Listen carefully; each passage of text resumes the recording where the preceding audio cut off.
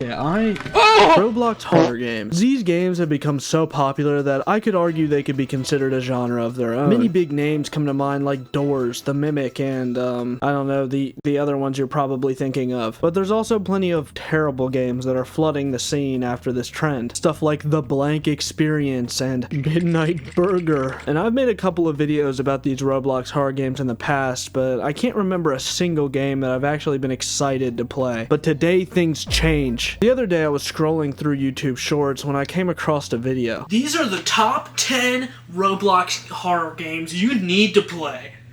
Number 1, Floors Have Teeth. And I was thinking, wow, that looks like a puppet combo game. And also, there's no way that this is on Roblox. It looks so good. But after checking Roblox, it turns out I was wrong on both of those things. But please don't tell anybody, I'm really embarrassed about it. So after about 10 minutes and me taking a shower for the first time in 3 weeks, I hopped on the trusty Roblox machine to stream me playing this seemingly solid game. Oh, and I brought my buddy as well, because it's a co-op game. Everyone say hi to Gus. Floors Have Teeth. This game was developed by Apparition Pictures, and judging by the screenshots provided on the games page, you would have a hard time pinning this as a Roblox game. But let's load in to see if the gameplay can live up to the visuals. And spoiler alert, it's actually kind of complicated, but we'll get to that. After loading into the lobby with Gus, the game shows us a warning screen. There are violent and disturbing images in this game, and it's kind of funny that they just went ahead and put a disturbing image in the back. Usually the point of a warning is so that people can leave if they're uncomfortable with it, but this game's kind of just like, hey, you're gonna see more of this.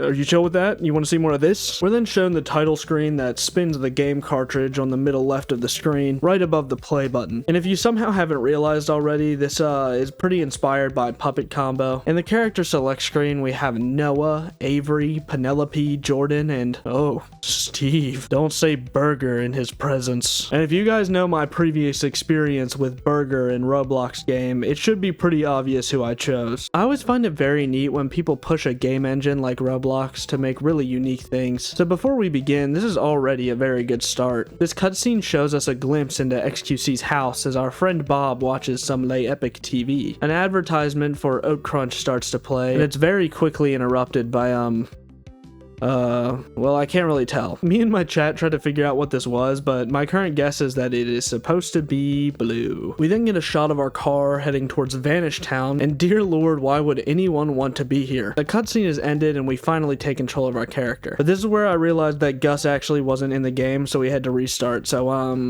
but once we got back into the game, I got to see Gus in all of his glory. The glorious pig man, and oh my god, a homeless man. We make our way over to Bob's place after walking through a very spooky homeless encampment. Nothing scarier than the other side of the poverty line, am I right, Roblox developers? But right before I got to offer this guy to participate in my version of the Beast games, Gus found the right door and triggered a teleportation right into the poop hotel. Everything here is covered in crud and gunk. I didn't know that Asmongold got into real estate, but I'm happy for him. And on our way to find Bob's apartment, we run into Samantha, who Bob apparently told to give us his key. And she really seems to think I'm Frank for some reason. We bumbled around until we got into Bob's hotel, which we spent plenty of time clowning on. Looking for Bob. Do you see all the roaches on the ground, bro?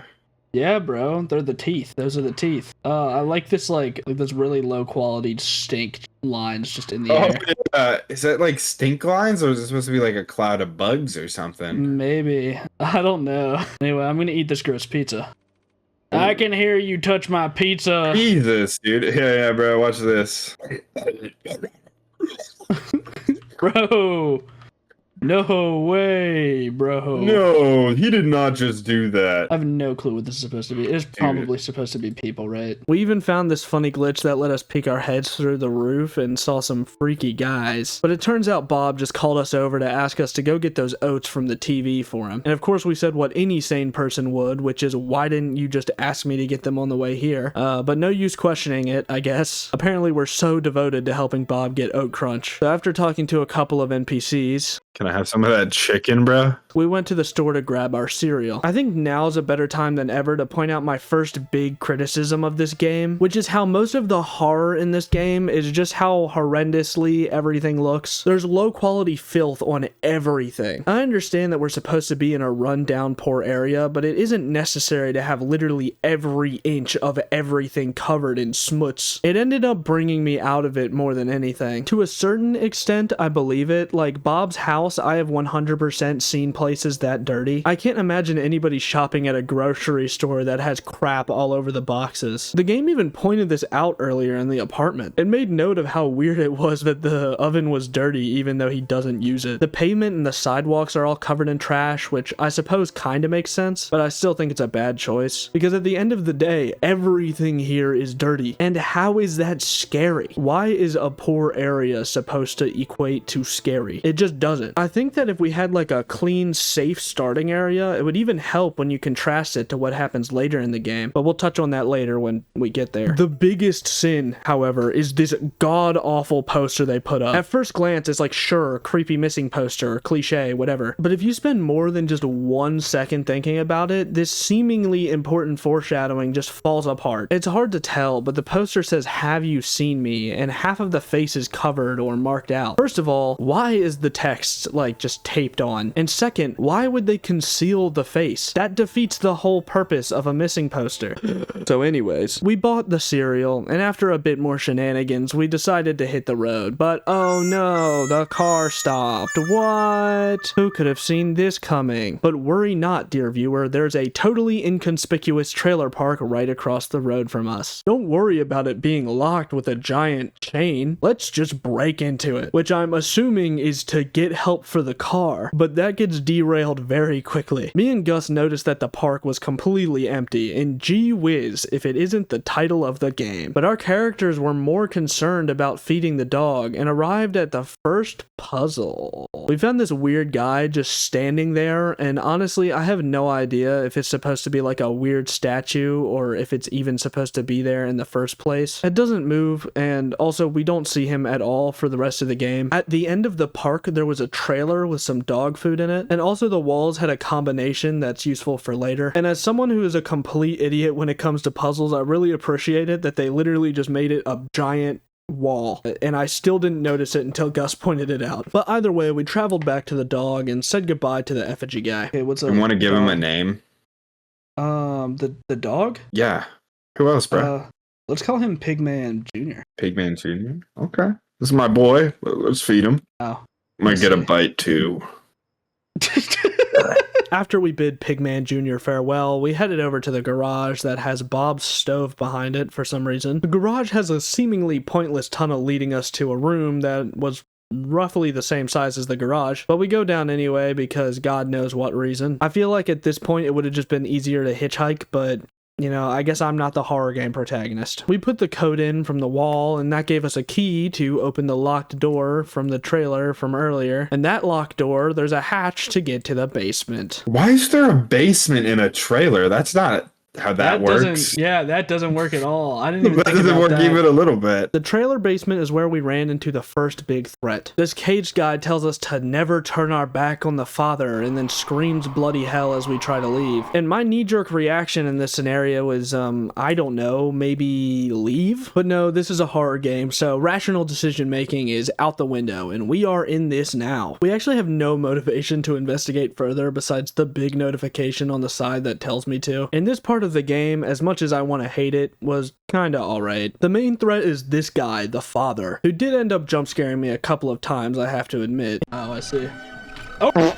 If he catches you and swings at you enough, you get teleported to the start, and you get locked into a cage until your teammate frees you. But we needed to investigate further, and we weren't gonna let some cliche use of religious iconography stop us. I started by unscrewing the vents while Gus explored the hallways. This gave us an easy way to traverse while also keeping us safe from the father. Just ignore the crawling animation. And once I got out of the vents, I found a literal bloodbath, to which I pulled the drain and immediately forgot about. You would never guess how much confusion this cost us whenever However, I forgot to grab the key out of the tub. I literally just drained the tub and didn't look inside of it. I don't know why I thought that would have been helpful. Anyway, I found a radio that had a broken button, and after a bit more exploring, I pulled this hammer out of this guy's head. Lovely. Now I know what you're thinking, and you're right. This is just another puzzle game where you grab this thing to get this thing, which you need for that thing, and then this thing. It's the most cliche, harmless horror game trope. However, I think it's important that we give it the benefit of the doubt when it comes to uniqueness, because I'm willing to bet that half of you already forgot that this game is on Roblox. You can pick your phone up and play this game for free at any moment. And I think that the execution of this gameplay style is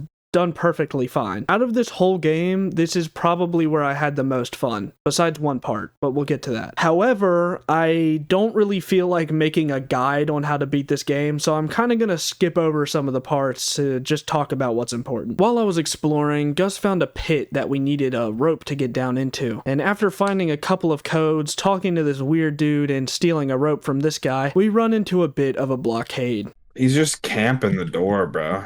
Is he? Yeah. Here, I'll sacrifice myself. I'll get him to chase me. I'm free though. Yeah, I opened the door. Okay, well this guy's camping the door.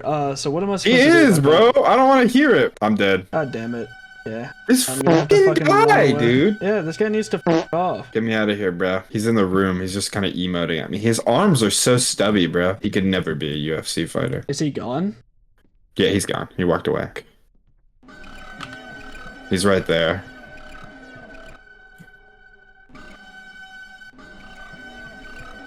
Did you guys see me juke his ass? Clip that, chat. All that COD zombies is paying off. Oh, it closed the door back on me. You gotta open the door again. This guy sucks. Instantly. Oh. I'm injured. Did he get you?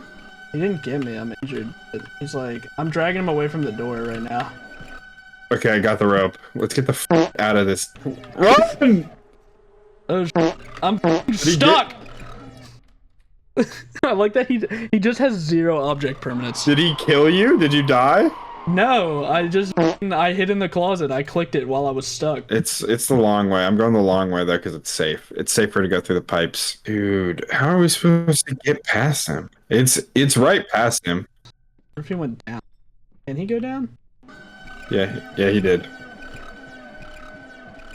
Luckily, his really pathing's obnoxious. broken. He can't really figure out how to get up. Okay, I have a feeling that if we do the rope, it'll trigger a cutscene. So one of us needs to distract him and bring him away while the other climbs down the rope. Here, well, I have some great news for you. What? I put the rope down. Awesome. Okay, great. It worked just as we thought it would. Now that we descend into the depths, again, for some reason, I suppose we just feel like it at this point. We're not getting our car fixed anytime soon, and I suppose that the game just wanted to fall into shambles. I hate to be a Debbie Downer, but from this point on, everything is just horrible. And being completely honest, the rest of this video is kind of just a rant about how bad this game is. We meet this guy, and we're just a complete jerk to him for absolutely 0 reason. But don't worry, the game didn't let me put him out of his misery. Gus shows off his gun handling skills, and then we're off to possibly the worst minigame ever made. The father runs down the hallway and then just kind of disappears. I think we're supposed to read this as him running away from something, but honestly my guess is as good as yours. We then walked onto this bridge that has a ton of dead ends and this hole in the wall, but as we went in and grabbed the ammo, this guy jumped us. Reload. Shoot that! Oh, he killed me. Okay, well, I'm out of- We were sent to the back of the bridge. However, the guy did not despawn. He just kept killing me over and over again. Miraculously, Gus made it to the other side alive. However, I spent about 10 whole minutes dying over and over. This guy was body blocking the only surface I'm allowed to be on while trying to get to the other side, and I just could not get past him no matter what I tried. Luckily, the spawn point just happened to change to the other side since Gus was over there. I think the way that this was intended to go was that the guy was probably supposed to spawn further back, and then we were supposed to stun him with our gun. But as you saw the first time, stunning him does not help that much. Everything about this gun is inconsistent. The fire rate, the hit registration, and the stun time, it just never matches up. When I was trying to cross this bridge, I would shoot at him like 10 times before he got stunned. And then there was always a possibility that he would just immediately unstun himself and kill me. Part of him. Yeah, I stunned him. Okay, I guess I didn't stun him. At this point in time, I was just completely done with this game. The final puzzle involved us punching in the right code, but we got stuck on this because every time we put in the code, we tried to pull the lever, but we didn't know that you only could pull the lever from the very tip of it to get it to work. So we just kept getting the hint message, and we kept assuming that the code was wrong. We spent way too much time on this. And then I shit you not, the next part of the game is just the same as the bridge, except it's a different bridge and a different guy. And this is the guy that's advertised all over the thumbnail of the game, so you figured he'd play a bigger role. But no, he's just here for this chase section. But instead of the end of this bridge being your exit, you get a valve, so you have to run all the way back. We drained the sewer flood, and to save time, Gus just went down, grabbed the elevator thing, and then I plugged it in. Since we kind of like share an inventory, I teleported us out of this hell that is designed personally for us two. And then before we can escape the sewer, we have to do one last thing. There's a boss fight right before the end, and well, it was it was mid. It was fun, I think, or at least it was the most fun that I had while playing this game. However, it feels like it was kind of just thrown in there for the sake of scary monster. Defeating it was pretty anticlimactic, and we just went up out of the sewers and started knocking on doors. Someone answered, and then boom, cliffhanger. And that was the end of Floors Have Teeth. The floors never had teeth. It was a lie the whole time. I was so excited to see the floor teeth, but we never got there. I genuinely have no idea why it was named that. Oh my goodness. Ugh. The biggest issue with the game was that it wasn't optimized for co-op at all. The visual bugs were funny, but also hard to ignore. And also, I'm pretty sure that being in co-op is what caused the whole issue with, like, the guys spawning in certain areas where they weren't supposed to be. I could be wrong, but I think it was also messing with the hit registration on the guns. Aside from that, there was also a couple of more issues that I wanted to point out. Like I said earlier, I think that the beginning being so gross and cruddy really just took away from the end. If the above ground is just as dirty as the gross sewer underground, there's really no like comparison to make me feel like I'm in any more danger than I was just up in the streets. I guess an argument could be made that it's supposed to like contrast from real life. I think it was just a bad choice. And I really want to be nice to this game because again, the graphics look amazing for a Roblox game, but I can't just give it the ultimate pass because it's on Roblox. I think it's definitely better than a lot of the stuff that's on Roblox, but that's a really low bar. So judging it from an outside perspective, as if this was a game that wasn't on Roblox, I would give it a 3 out of 10. But on Roblox, I think I'd give it a 5 out of 10. There's definitely some better games to be played, but I can't be too mad because, you know, it's free. So, as long as you ignore the microtransactions that are in it for some reason.